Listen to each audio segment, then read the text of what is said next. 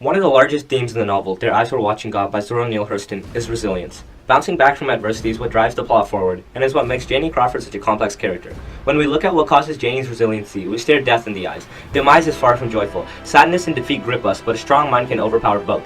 Janie has dealt with death many times, including with Joe and TK. Instead of getting bogged down in the hardships that she faced, she decided to change her outlook and learn from the deaths of others. What did Joe teach me about death? How did I get over him? Why am I not depressed? Why was I the one to kill TK? Will his legacy still live on even though he himself will not? All of these questions run through Janie's mind as she thinks about how their being alive affected her, and how their absence will change the person she is.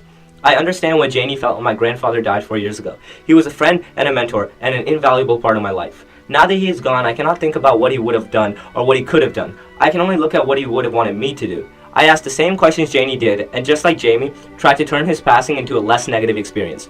Learning can come in many different forms, and as will be explained, death can be a very strong formative force. This is Fortnite, and I believe that many parallels can be drawn between the game, Janie's life, and my life.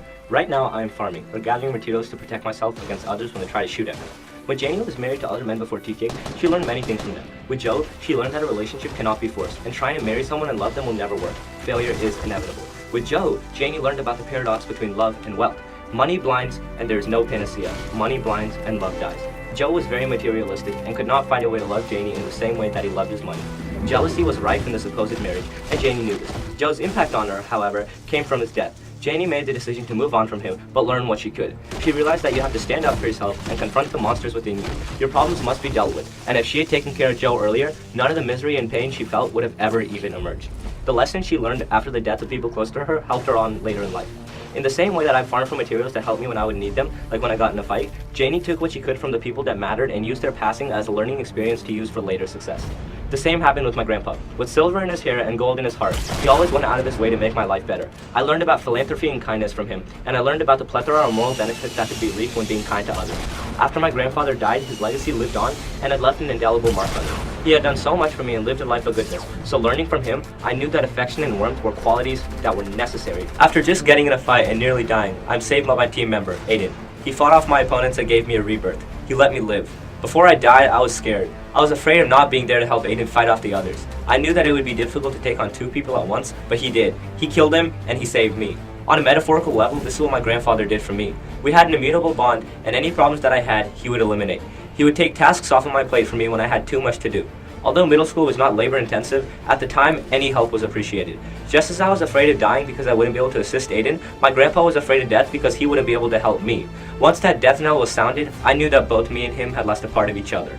When Tea-Cake was married to Janie, he got rid of all of her sad feelings. After Tea-Cake went away, Janie felt incomplete and felt alone. When my grandpa went away, he was afraid of death because he wouldn't be able to help me.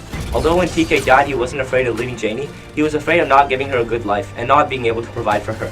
Me and Janie's experience with death also lie within the person that died, and in the idea that one entity is afraid of not being able to provide for the other. When I save Aiden, I act as Janie, saving TK from a horrible death. By breathing life into Aiden, Janie takes life away from TK, but to benefit him. Living as a rabid animal is not a very pleasant experience. It is good to palliate any feelings of negativity. Death is a very good teacher. Death makes people understand the true intrinsic value of the person who is lost. Me and Janie both learned many valuable lessons about death from the people that we love. One can ferret for love as much as they want, but it cannot be seeked out. It can only find you. Death, on the other hand, will find you. It is inevitable. Now all you have to do is turn it into an experience that isn't as negative. You have to find the light in death.